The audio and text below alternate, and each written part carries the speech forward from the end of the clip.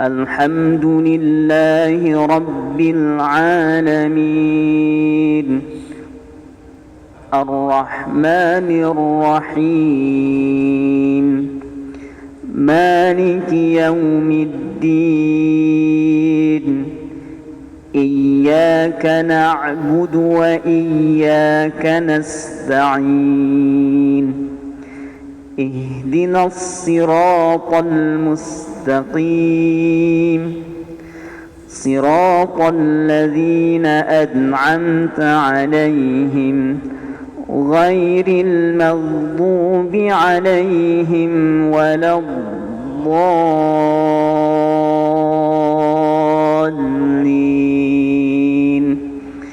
آمين.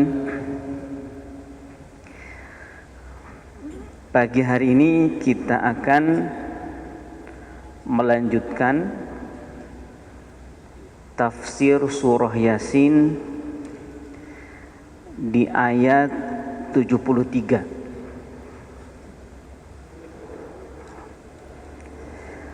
Silakan dibuka mushafnya, dibuka pada surah Yasin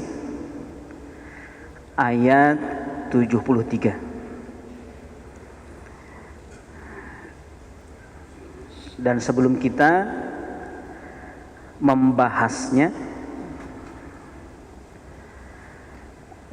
mari kita tilawahkan ayatnya bersama-sama agar rahmat Allah Subhanahu wa taala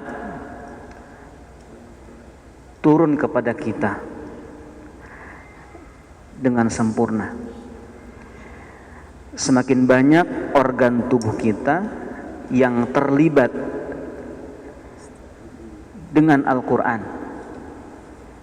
Mata melihat, telinga mendengar, lidah mengucapkan, tangan menggenggam, maka semakin banyak pula pahala yang dicatat oleh Allah Subhanahu wa taala. Surah Yasin ayat 73.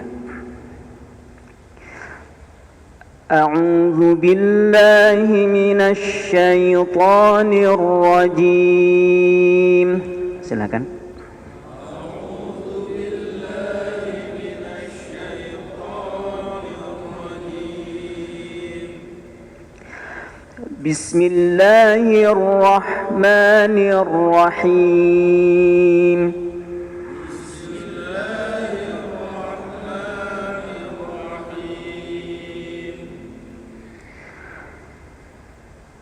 ولهم فيها منافع ومشارب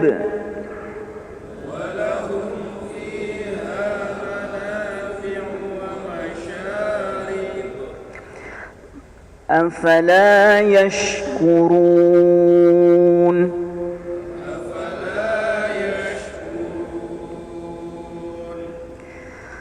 صدق الله العظيم.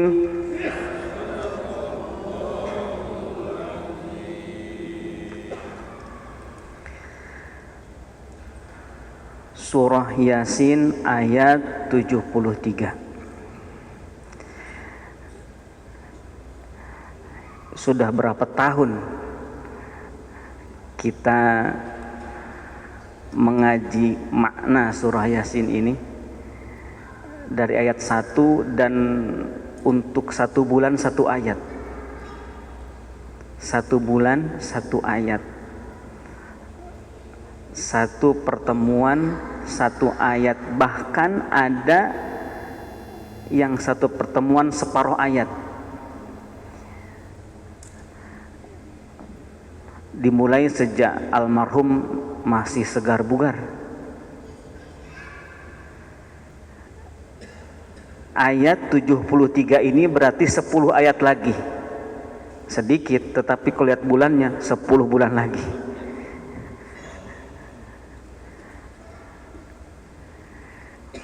Dan memang belajar Al-Quran itu para sahabat Rasulullah Sallallahu Alaihi Wasallam tidak pernah banyak-banyak kepada Rasulullah itu. Banyaknya itu pengulangan. Ini sayang banget kita ya, 1 bulan 1 ayat cuman gak diulang. Kalau para sahabat itu diulang, misalkan 1 bulan 1 ayat, tapi setiap harinya diulang lagi, berarti 1 ayat sampai 30 kali mengulang. Sehingga para sahabat itu hafal semua ayat yang sudah diajarkan oleh Rasulullah SAW. Kalau yang diajarkan oleh Rasulullah itu seluruh Al-Quran, berarti seluruh Al-Quran hafal, seluruh ayatnya. Mereka itu, yakni para sahabat, mengenal huruf-huruf Al-Quran, bacaan Al-Quran, dan hal-hal kecil terkait Al-Quran semuanya dari Rasulullah SAW dengan penguasaan yang hebat. Dengan penguasaan yang hebat, sehingga hafalan para sahabat menjadi dalil terpeliharanya Al-Quran. Mungkin sedikit tentang ulumul Quran sebelum masuk ke ayat 73 ini. Ketika kita membaca Al-Quran dan melihat mushaf, maka di dalam mushaf yang kita lihat banyak jejak-jejak ilmu para sahabat.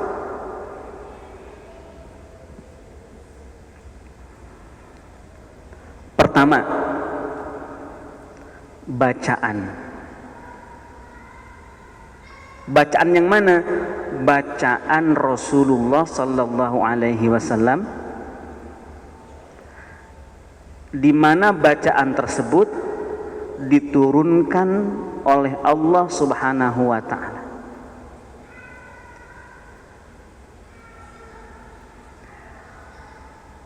Bacaan Al-Quran itu diturunkan, sehingga Al-Quran tidak bisa dibaca dengan berpatokan kepada bahasa Arab atau berpatokan kepada nahwu.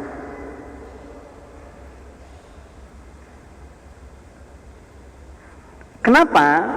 Karena nahwu itu bukan terkait dengan bacaan Al-Quran, tetapi terkait dengan menjaga makna Al-Quran. Nahwu itu. Contoh, Alhamdulillahi Rabbil Alamin. Bacaan tersebut diturunkan oleh Allah kepada Rasulullah SAW. Benar nggak secara nahwu? Benar. Karena memang Al-Quran itu Qur'anan Arabiyya, tidak ada bacaan Rasulullah yang diterima dari Allah kecuali bacaan tersebut sesuai dengan bahasa Arab. Tetapi tidak semua bahasa Arab ada di Al-Quran. Yang di Quran ini adalah bahasa Arab pilihan yang diwahyukan langsung oleh Allah Subhanahu wa Ta'ala. Terus bisa nggak membaca Alhamdulillahi Rabbil Alamin standarnya pakai nahwu? Tidak bisa. Seperti apa sih nahwu itu? Kalau nahwu itu ketika sesuatu sudah jelas sifatnya, ini dalam nahwu itu, lalu setelah sesuatu tersebut ada sifat, maka sifat ini bisa dibaca 3. Bisa dibaca sifat, bisa dibaca memulai kalimat, bisa dibaca dengan memberikan tekanan. Contoh, lillahi, Allah itu siapa? Rabbul Alamin, Allah itu Tuhan semesta alam. Ketika disebutkan Allah, maka sifat Allah Rabbul Alamin melekat gak ke Allah? Melekat. Berarti Robbi di situ tidak mesti dibaca Robbi, bisa dibaca Robbu, bisa dibaca Robba. Alhamdulillahi Rabbul Alamin, itu nahwu tuh, karena maknanya tidak berubah. Alhamdulillahi Rabbal Alamin, sah secara nahwu. Karena apa? Maknanya tidak berubah. Maknanya tidak berubah. Tetap dibaca Robbi, Robba atau Robbu, tetap Allah itu menyandang sifat Rabbul Alamin. Tetapi bisa nggak kita sholat begitu? Alhamdulillahi Rabbal Alamin? Nggak bisa. Kenapa? Karena Al-Quran itu bacaannya sudah diturunkan begitu. Bacaan Al-Quran sudah diturunkan sedemikian rupa, dan bacaan tersebut dijaga oleh para sahabat, diturunkan kepada kita melalui para ulama hingga sampai kepada kita. Ketika kita melihat mushaf, di situ ada bacaan. Bacaan yang mana? Bacaan yang diturunkan oleh Allah kepada Rasulullah, dijaga oleh para sahabat. Inilah jejak-jejak para sahabat. Jadi sekali lagi, membaca Al-Quran itu harus pakai qiraat, pakai riwayat yang bersambung kepada Rasulullah SAW. Patokannya bukan pakai nahwu, bukan pakai bahasa Arab. Lalu buat apa nahwu? Nahwu itu hujjah. Nahwu itu hujjah, dalil. Dalil apa? Dalil kebenaran qiraat. Misalkan banyak orang yang ngaco, misalkan ada orang baca begini, misalkan siratal ladzina an'amtu alaihim. Nah, misalkan tuh al-amtu alaihim, itu kan secara nahwu juga udah salah tuh. Secara nahwu sudah salah. Kalau ada bacaan, kemudian bacaan tersebut diklaim oleh pembacanya, oh, ini saya dapat dari Rasulullah nih, maka bacaan tersebut harus ditolak. Kenapa? Karena bertentangan dengan nahwu, dengan bahasa Arab. Ya, bacaan yang diklaim dari Rasulullah itu harus ditolak. Kenapa? Karena Al-Quran itu diturunkan, dibenarkan oleh bahasa Arab. Tetapi tidak semua bahasa Arab kemudian bisa digunakan buat membaca Al-Quran, karena lebih luas bahasa Arab itu. Adapun Al-Quran ini adalah bahasa Arab khusus yang barangkali mungkin orang Arab sendiri tidak begitu paham hari ini, meskipun mereka ngomongnya Arab.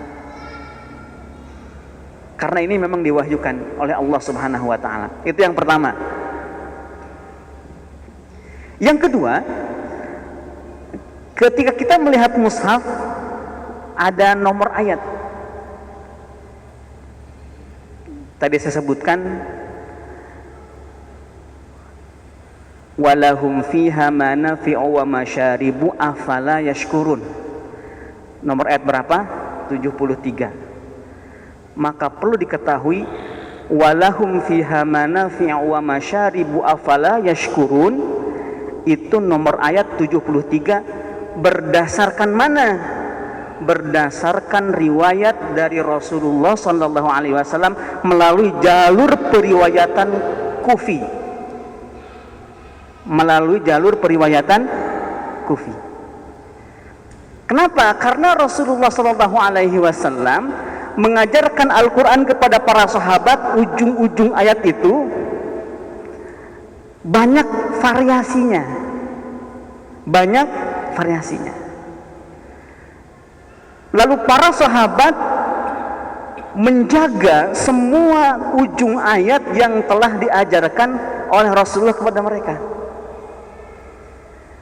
Di antara para sahabat itu ada yang bermukim di Madinah, ada yang bermukim di Makkah, ada yang bermukim di Kufah, ada yang bermukim di Basrah, ada yang bermukim di Syam.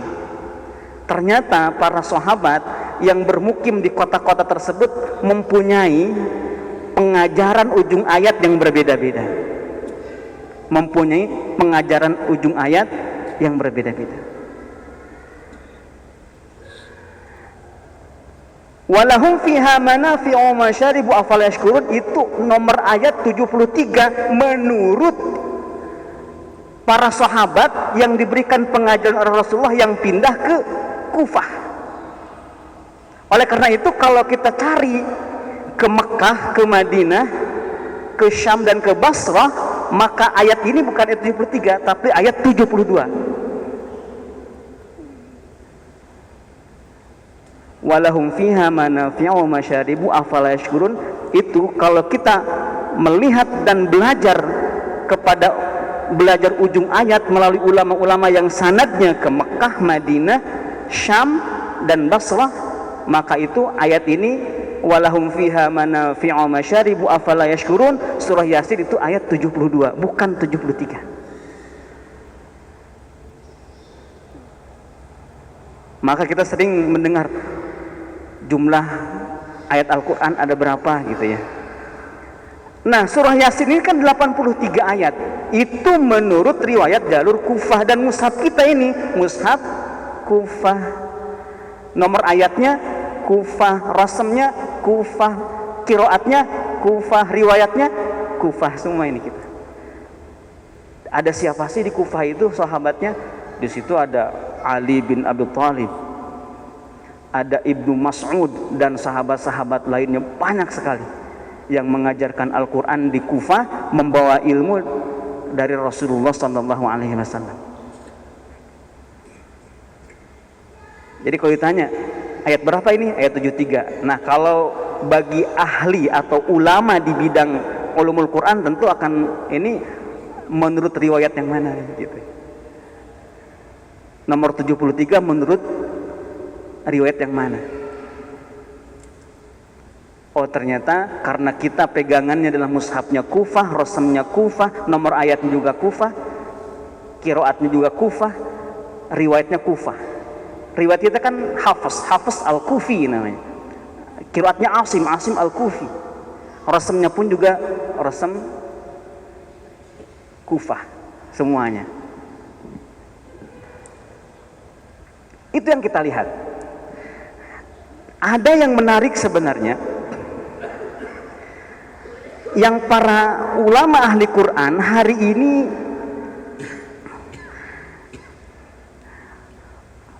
belum ngeh. Kalau menurut saya itu belum ngeh. Tentang apa? Tentang jumlah huruf dalam Al-Quran.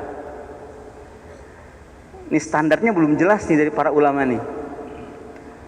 Jumlah huruf itu jumlah huruf berdasarkan bacaan, berdasarkan i'rab, berdasarkan rasam, atau berdasarkan khat. Kan kita tidak tahu tuh ngitungnya seperti apa, karena jumlah huruf berdasarkan bacaan akan berbeda dengan rasam. Menghitung rasam pun juga beda dengan khat. Khat pun juga akan beda dengan sistem penulisan yang lain. Sementara kita sering mengatakan bahwa Al-Quran itu terjaga semua hurufnya, tidak ada satupun yang bertambah, tidak ada satupun yang berkurang.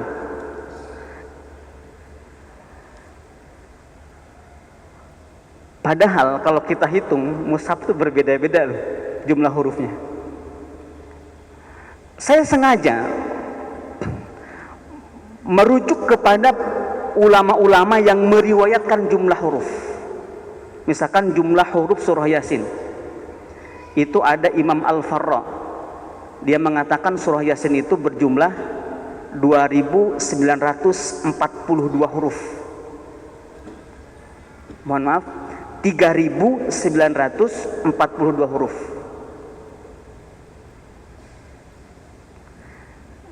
Mohon maaf, 2942 huruf. 2942 huruf. Tahun berapa Imam Al-Farra hidup? Wafatnya aja tahun 207 Hijriah. 207 Hijriah. Berarti sudah 1200 tahun yang lalu lebih wafatnya. Meriwayatkan jumlah surah Yasin itu hurufnya 2942 huruf. Tapi itu ternyata berbeda dengan riwayat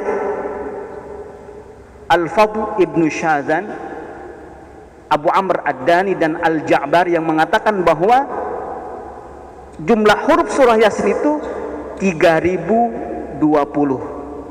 Beda berapa tuh? 3020.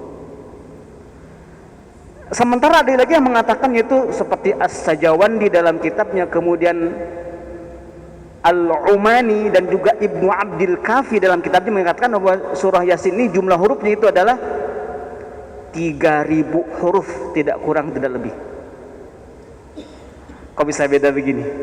Sementara menghilangkan dan menambahkan satu huruf saja bermasalah. Kok bisa berlebih tuh? Gimana ngitungnya? Kemudian ada perhitungan kontemporer, ulama-ulama kontemporer menghitung juga. Jumlahnya itu 2998 huruf. Lagi-lagi ketika para ulama kontemporer ini menghitung jumlah huruf, mereka pun juga belum tahu cara menghitungnya. Cara menghitungnya belum tahu. Adapun para ulama yang tadi itu hanya meriwayatkan dari sebelumnya, tidak menghitung ulang. Saya bertanya-tanya kenapa ini bisa berbeda. Kenapa mereka itu menghitung jumlah huruf itu bisa berbeda. Maka perbedaan itu karena cara menghitungnya belum distandarkan. Cara menghitungnya belum distandarkan. Dan hingga hari ini belum ada lagi yang menghitung jumlah huruf Al-Quran yang merujuk kepada standar yang tepat, sehingga jumlahnya berbeda lagi. Sekarang kan lebih canggih. Sekarang lebih canggihnya itu bisa menghitung pakai digital. Tetapi sayangnya digital itu begini, hasil yang dilakukan, penjumlahan yang dilakukan oleh mesin itu akurat, tetapi sayang masukin datanya itu yang kurang akurat.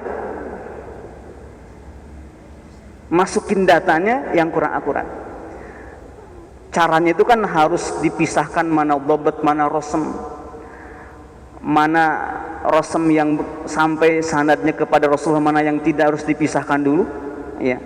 Baru setelah itu ditulis, kemudian dihitung. Dan ada dua riwayat yang bersambung kepada Rasulullah tentang tulisan ini, riwayat Abu Daud Sulaiman bin Najah dan riwayat Abu Amr Ad-Dani tentang tulisan Al-Quran ini.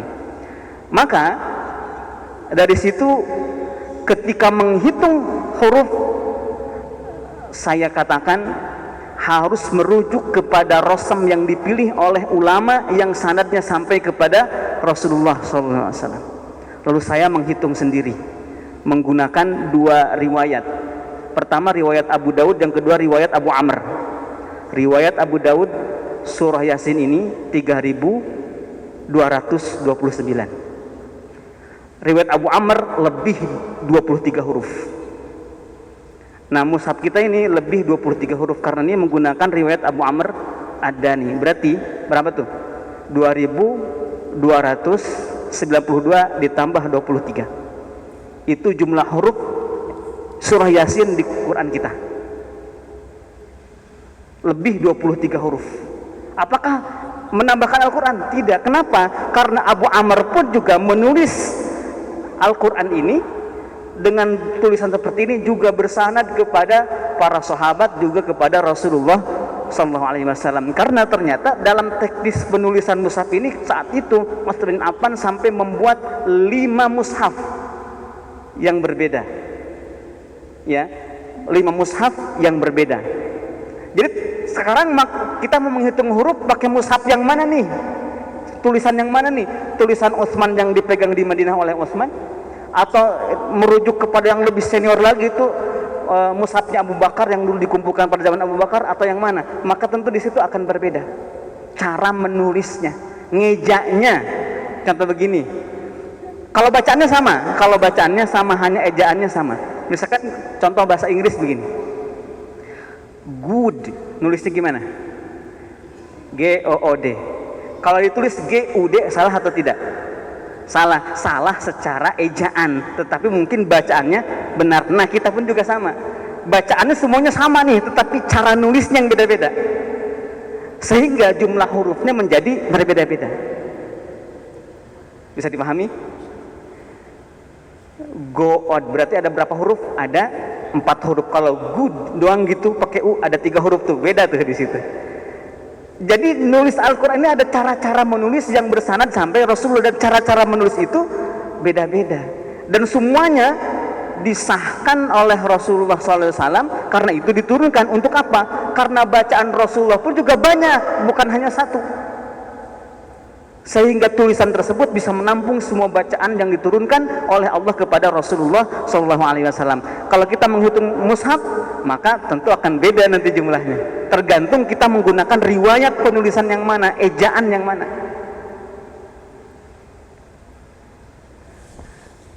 Nah, hal yang demikian itu dilakukan oleh para sahabat sampai detail sekali. Mereka tahu kalau mushaf yang ini jumlah hurufnya sekian, mushaf Ali bin Abi Thalib jumlah hurufnya sekian, mushaf Ubay bin Ka'ab jumlah hurufnya sekian. Mereka pada tahu semua. Ya, hanya saja kemudian para ulama ketika menghitung ulang ini, ada yang pakai menghitung imla'i. Imla itu menghitung huruf dengan menggunakan patokan nahwu dan gramatika bahasa Arab. Repot lagi, salah lagi, sampai ke surah Al-Fatihah aja beda jumlah hurufnya, padahal kecil. Misalkan mushaf Saudi pakai riwayat Abu Daud, jumlah Al-Fatihah tanpa basmalah itu 120. Nah, kalau tanpa basmalah Quran kita itu 122. Beda 2 huruf. Ini belum enggak sih, kalau saya contohin tampilkan gambar cara ngitungnya di mana ejaan beda-beda, pasti akan kelihatan. Ini sebagai wawasan, kenapa? Karena surah Yasin kita sudah muhatam nih. Memang harus ada ulama yang bergerak di sini, yang menjaga Al-Quran itu sampai tidak tertukar, tidak keliru, dan semua huruf yang turun itu terpelihara semuanya. Semua bacaannya terpelihara, semua tulisannya pun juga terpelihara, semua ejaannya pun juga terpelihara, dan semua ujung ayatnya juga terpelihara, karena semuanya dari Rasulullah SAW. Jadi hafiz Quran itu harus sampai ke situ, harus menjaga sampai ke tingkat itu. Nah, ketika kita melihat mushaf sekarang, tinggal enak aja nih, tinggal jadi nih, ya, tinggal jadi. Bahkan kita tidak pernah tahu ketika kita melihat mushaf ini mushaf palsu atau bukan. Ini yang nulisnya siapa? Kita nggak pernah tahu. Kita udah percaya aja deh pokoknya. Coba saya tanya, ini yang nulisnya tulis tangan siapa? Kalian tahu kan? Saya pun juga nggak tahu ini siapa yang nulisnya. Kenapa? Karena kalau saya menghafal Al-Quran nggak pakai Quran ini. Oleh karena itu kalau dulu orang-orang tuh menghafal Al-Quran itu didiktekan sama gurunya agar langsung nyanad ke atas. Ya, Bismillahirrahmanirrahim. Dengerin sama muridnya. Gurunya baca lagi, Alhamdulillahi Rabbil Alamin. Nggak pakai mushaf, karena mushaf itu jelas siapa yang nulisnya. Coba sekarang, untuk berapa kali kita membaca mushaf, pernah nggak ketemu sama orang yang nulis tangannya itu? Atau tahu mengenal namanya? Nggak pernah kan? Makanya di Indonesia ada lajnah pentasih Al-Quran. Ya, ada lajnah pentasih Al-Quran yang menurut saya ini penting sekali agar Al-Quran ini dicetak, tidak sembarang cetak, tetapi diperiksa dulu. Ya, diperiksa dulu. Kenapa? Karena kita ini, bahkan kita pun juga nggak pernah melihat nih Quran terbitan mana, tasihnya tahun berapa, siapa yang mengesahkannya, kita nggak pernah meneliti lagi segi percaya. Kenapa? Karena di belakang kita ini banyak ulama-ulama yang diam, yang meneliti, hafiz-hafiz Quran yang diam, yang meneliti, yang menjaga. Untuk apa? Untuk Al-Quran itu dibaca oleh umat, diteliti oleh para ahli fikih, ditafsirkan oleh ahli tafsir. Sementara mereka tidak harus lagi memikirkan tentang tulisannya, mereka tidak lagi mau memikir tentang jumlah hurufnya, jumlah ayatnya. Kenapa? Karena udah dijagain sama mereka yang diam itu. Saya sebut ulama ini, yang saya sebut dengan ulama akar, yang tidak akan pernah terlihat di permukaan, tetapi ada orangnya. Ya, kalau ulama ini naik ke atas, repot, terungkad sudah. Ini harus memang di bawah selamanya deh, nggak boleh ke atas. Akar kan nggak bisa ya ke atas. Kalau ke atas hancur pohonnya. Nah, itulah yang kita lihat ketika kita melihat mushaf Al-Quran. Banyak sekali jejak-jejak ulama, itu baru 3 hal. Baru bacaan, kemudian huruf, dan juga ujung ayat. Masih banyak lagi yang kita lihat di sini. Di situ ada akar disiplin ilmunya masing-masing. Di situ ada ulama yang ahlinya masing-masing. Dan itu fardu kifayah. Fardu kifayah itu ya tidak boleh ada. Kalau misalkan tidak boleh tidak ada dalam satu kampung, atau sebut saja misalkan ya negara Indonesia ini satu lah gitu, tapi terlalu gede ya, mestinya lebih kecil lagi, ada satu teritorialnya dikurangin lagi. Tetapi kalau misalkan nggak ada ulama itu, mungkin se-Indonesia harus ada, atau seprovinsi lebih kecil lagi harus ada. Tapi kalau setingkat kabupaten juga udah susah tuh. Jangan kan gini, tingkat kabupaten ini, tingkat kabupaten kalau ada MTQ Musabaqah Hifdzul Quran dengan tafsirnya, itu tingkat kabupaten Bogor aja nggak ada pesertanya itu satupun juga. Setiap kecamatan nggak ada yang mengirimkan. Kenapa? Karena syaratnya harus hafal Quran 30 juz dengan mutqin dan hafal tafsir. Nggak ada itu biasanya. Saya jurinya biasanya nggak ada pesertanya. Jadi tugas cuma duduk aja nungguin peserta. Kadang-kadang ada peserta satu celek aja, pas tanya hafal Quran enggak, ya udah saya turunin lagi karena memang nggak memenuhi standar. Ya, harus ada yang seperti itu. Fardu kifayah, tapi mungkin tingkat provinsi sudah banyak tuh, karena kan lebih luas lagi. Tingkat nasional sudah banyak, lebih banyak lagi karena lebih luas lagi cakupannya dan jangkauannya. Itu yang kita lihat sebenarnya ketika kita melihat mushaf Al-Quran. Jadi kita tahu nih, surah Yasin. Ini biar jadi pengetahuan, surah Yasin ini jumlah ayatnya 83 ayat menurut riwayat Kufi, dan 82 ayat menurut riwayat selain Kufi. Selain Kufi itu siapa? Madani, Makki, Syami, Basri. Ya. Ada berapa kota tuh? Makkah. Ya ulama tuh adanya di sana ya, Makkah, Madinah, Syam, Kufah, Basrah, ada 5, ada 6, ada 5 kota. Coba kalau dulu ulamanya di Indonesia, mungkin ada Bogor gitu kan, ya Sanad Bogor, nah gitu kan, bukan Kufi lagi gitu ya. Sanad Bogor, apa ini Sentul gitu kan. Cuman dulu itu para sahabat adanya di sana ya. Tapi mungkin sekarang juga dengan banyaknya penghafal Quran di Indonesia, kiblat tahfiz bisa pindah ke Indonesia. Bisa. Nanti ada jalur sanad Indonesia, sanad Bogor, sanad yang lain. Tetapi kelihatannya itu hafiz-hafiz Quran kita di Indonesia itu masih pada lemah-lemah, hafalannya belum pada kuat-kuat. Apalagi sampai ke tingkat yang lebih dalam lagi, ada rosamnya, ada dobetnya, ada nomor ayatnya, dan semua riwayat-riwayatnya. Itu makin membingungkan saja. Santri aja disuruh menghafal satu riwayat, udah pusing setengah mati. Ya, apalagi semua riwayatnya dengan dobetnya, dengan rosamnya, dengan nomor ayatnya, apalagi dengan hujjahnya, yaitu nahwu sorobnya. Udah, gitu ya. Kalau bisa itu, mungkin orang-orang di seluruh dunia nanti datangnya ke Indonesia, dan Indonesia menjadi pusatnya. Nah, kita doakan saja, mudah-mudahan kan di sini juga sudah banyak tuh ya yang pada menghafal Quran. Tingkatkan terus, ya. Untuk pada akhirnya kita punya terkenal di langit tentunya juga ya. Di kalangan para ahli Quran ini ada sanad az-zikro. Wah, keren banget ya. Karena itu terkenalnya bukan di kalangan orang awam, terkenal di kalangan para ahli ibadah, para ahli Al-Quran, para ulama Al-Quran, dan tentu sampai kepada Rasulullah sanadnya. Baik, itu sedikit ya, bukan sedikit, itu panjang. Sedikit tapi panjang. Nah, berarti kenapa sih kok bisa jadi 82 ya yang lain? Karena surah Yasin itu bukan ayat pertama. Kalau ini kan ayat pertama kita. Yasin ayat 1 tuh. Kalau yang sana itu Yasin wal Qur'anil Hakim, baru ayat 1 di situ. Cara ngitungnya begitu. Jadi sama-sama aja sebenarnya. Bukan berkurang satu ayat, bukan. Tetap segitu-gitu juga. Cuman penomorannya di mana, nulis nomornya gitu. Yasin, Quran kita Yasin ayat angka 1. Quran yang Makkah, Madinah, Syam, dan Basrah itu Yasin belum ada tanda angka di situ. Baru wal Qur'anil Hakim ada angka 1 di situ. Itu di antara perbedaannya kayak begitu.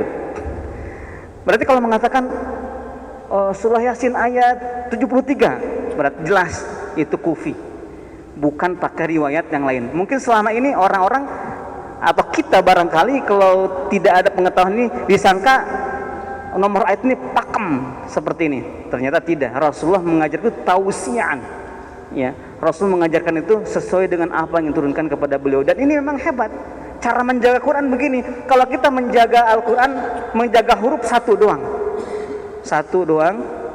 itu gampang. Tapi kalau menjaga yang banyak tapi tetap terjaga, itu mukjizat tuh. Terjaga semuanya, itu kan mukjizat. Dan Al-Quran itu dijaga oleh Allah Subhanahu Wa Taala karena bagian daripada mukjizat itu. Terpeliharanya Al-Quran bagian daripada mukjizat, karena sebegitu banyaknya bacaan Rasulullah terjaga semua. Meskipun yang sampai kepada kita hati ini ya cuma satu, tetapi kan di kalangan para ulamanya enggak banyak, ya. Juga nomor ayat juga terjaga semua, rasamnya pun juga terjaga semua. Meskipun kepada yang biasa, yang bukan ahlinya, tentu cukup satu saja. Dan kita memang selama ini satu. Dan surah Yasin kita yang akan kita tafsirkan hari ini ayat 73, walahum fiha manafi'u wa masyaribu afala yashkurun. Ini ayat 73 kufi. Ayat 72 selain kufi. Ya. Walahum fiha manafi'u wa masyaribu afala yashkurun. Waktu dulu itu kita pernah ada aksi BL Al-Maidah 51. Itu 51 kufi namanya. Ayat 51 kufi. Ya. Karena kalau Basri itu ayat 54. Ya. Selain Basri dan Kufi itu ayat 53. Yang kita bela itu berarti ayat 51 Kufi, ya. Kalau saya atau mungkin para ulama ayat 51 ya udah tahu itu Kufi. Benar. Kadang-kadang saya suka iseng, kita bela Al-Maidah ayat 53 gitu, karena itu juga. Kita bela Al-Maidah 54 itu juga. Ya. Cara ngitungnya ada. Ayatnya sama, tetapi cara penomorannya yang berbeda-beda. Dan cara penomoran itu sanadnya semuanya bersambung kepada Rasulullah sallallahu alaihi wasallam. Walahum fiha manafi' wa masyarib afala yashkurun. Nah, kalau sudah tahu seperti itu, membaca satu ayat nih berharga. Wah, ternyata satu ayat begitu ya cara ngejagainnya gitu ya. Walahum fiha manafi' wa masyarib afala yashkurun. Walahum, dan bagi mereka, sebut saja mereka di sini, pertama manusia secara umum, yang kedua orang-orang yang dahulu Al-Quran turun kepada mereka, yakni orang-orang musyrik Makkah secara khusus. Memang di sini untuk semua manusia, tetapi kita harus melihat konteks turunnya. Ini maksud manusia di situ manusia yang khusus, yang musyrik kepada Allah Subhanahu wa taala, yang menuhankan benda, yang menuhankan makhluk. Fiha, di dalam hewan ternak itu, hewan ternak di sini an'am itu unta, sapi, kambing, domba. Ya. Unta, sapi, kambing, domba. Kalau di kita yang sejenis sapi ada kerbau. Kalau di Arab nggak ada kerbau, tapi biasanya suka ada tuh bahasa Arabnya kerbau tuh jamus. Berarti ada ya kali ya. Orang ada bahasa Arabnya. Apa jangan-jangan beda? Ya. Yang dulu itu himar wahsy gitu. Tahu nggak himar wahsy bahasa Arab, bahasa Indonesianya apa? Bahwa Rasulullah itu makan daging himar wahsy. Ada yang tahu himar wahsy? Apa? Zebra. Jadi Rasulullah itu waktu perang Khaybar itu para sahabat makan daging zebra. Berarti zebra itu halal dagingnya itu. Himar wahsy. Kan himar wahsy. Ya himar itu kan keledai yang liar. Keledai yang liar itu kan kita pikir dari keledai yang diliarkan, padahal beda jenis itu dengan keledai biasa. Cuma namanya himar wahsy. Gitu, ya, zebra itu kayak nggak halal ya itu. Zebra itu kayak ya. Kalau keledai yang biasa namanya himar ahli. Nah, himar ahli ini haram. Keledai itu, ya. Keledai yang kita tahu itu haram, ya. Kayak gitu. Wahsy. Nah, ini yang itu belum termasuk an'am ya, an'am. An'am itu kuda bukan kuda tadi apa? Kok jadi kuda tadi kan ngomongin zebra jadi mirip kuda jadi ngomongin kuda. An'am itu yang menjadi andalannya orang Arab. Pertama unta, yang kedua sapi, ketiga domba, keempat kambing.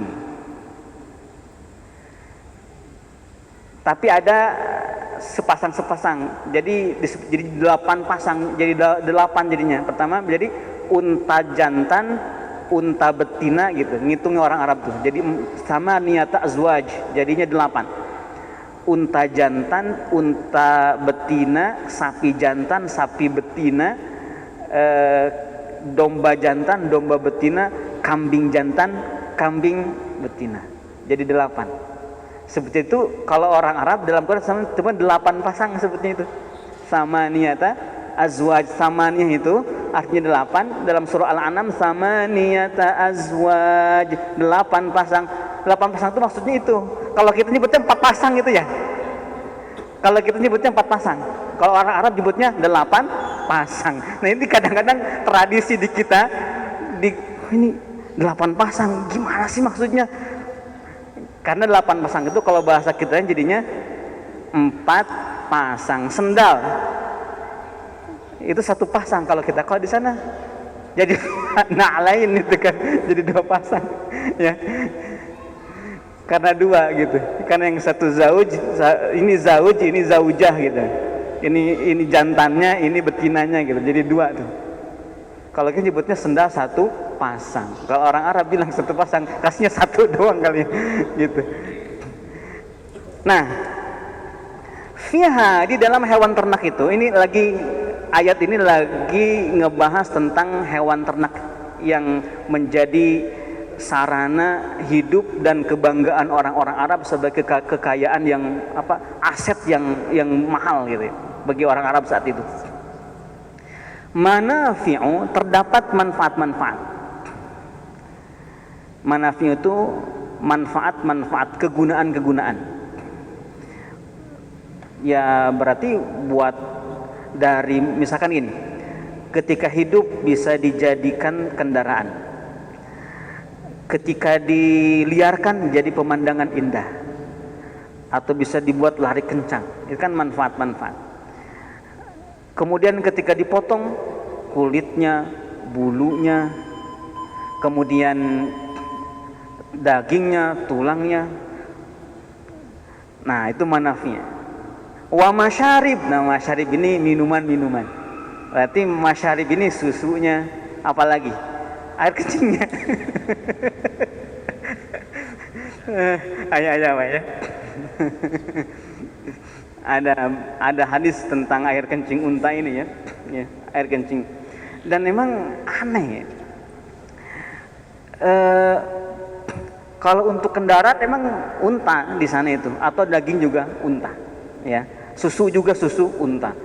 Terus kambing juga kalau di sana itu kambing, susu kambing. Ya kalau di kita kambing rata-rata kambing di kita itu enggak semua diperah susunya, tetapi kambing-kambing khusus saja. Tapi kalau yang di sana itu memang secara umum ternak kambing itu bukan hanya membuat disembelih doang dagingnya, tetapi juga untuk sekalian diperah susunya. Itu an'am semua, ada minuman di situ. Nah, afala yashkurun, lalu mengapa mereka tidak bersyukur?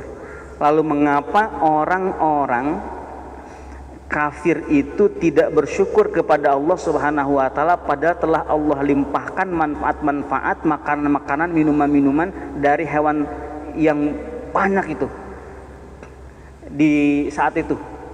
ternaknya orang-orang kafir itu. Nah, hal ini ditegaskan tentang manafi' dan masyarib. Baik ya. Bagaimana kalau kita piara unta tetapi tidak digunakan manfaatnya? Kalau disimpan di kebun binatang ada nggak manfaatnya? Ada ya, ada ya. Ada. Berarti masih boleh tuh di situ. Ya, masih boleh. Kalau disimpan di kebun binatang untuk dilihat, itu masih boleh. Kenapa? Karena manafi'. Gitu. Jangan sampai memperlakukan hewan keluar dari manafi' dan masyarib. Jangan perlakukan hewan yang menjadikan hewan tersebut hilang manfaatnya dan tidak bisa dikonsumsi. Jangan sampai. Ada juga kan hewan jillalah itu atau jallalah, hewan. Jadi hewan yang makanannya itu kotoran, najis. Itu kan ada hukumnya dari Rasulullah. Kalau si hewan tersebut jadi berubah aromanya gara-gara makanan yang kotoran itu, maka jadi tidak boleh dimakan dagingnya itu. Itu kan bahaya. Berarti kita harus ngasih makan apa? Harus ngasih makan hewan kita. Kalau di kita termasuk ayam juga ya, ayam, kambing semua itu harus jangan yang haram, jangan kotoran. Ini juga kalau kita tentunya, karena nanti kalau ternyata rasanya jadi berubah gara-gara makanan najis tersebut, itu ada hukumnya khusus. Kalau ternyata jadi berubah banget gitu ya, sehingga terpengaruh oleh makanan tersebut, bisa jadi haram. Kalau paling tidak jadi makruh ya. Kalau misalkan nggak ngaruh apa-apa, ya tetap halal. Itu dilihat nanti. Saya dengar katanya orang Jepang dikasih minumnya itu arak katanya ya. Nah itu juga kita lihat juga, katanya rasanya lebih enak, berarti itu berubah tuh. Ya, berubah tuh, hilang tuh. Ya, jadi berubah tuh rasa. Katanya lebih enak. Nggak tahu tapi kannya ini katanya gitu. Ini semuanya katanya. Tapi sekiranya ada, itu kan jadi berubah. Ini juga harus diwaspadai. Karena akan hilang dari manafi' dan masyaribnya itu. Jadi beda nanti. Saya suka dulu tuh kalau di kampung itu ada kolam, tapi kolam tersebut ditanam ikan mas biasanya, tetapi di situ digunakan buat buang air besar manusia. Nah, gitu kan. Ikan lele ya. Kalau waktu itu ikan mas banyak juga ikan mujair. Nah, itu kan kalau kemudian menjadi berubah, ngaruh kepada dagingnya, bisa haram, bisa makruh. Tapi kalau nggak ngaruh misalkan, tetap enak gitu rasanya seperti biasa, halal tetap ya. Tapi kayaknya makannya kayak kurang gitu ya. Meskipun nggak berubah rasanya, tetapi ketika kita tahu makanannya itu, jadi kita jadi kurang ada selera makannya ya.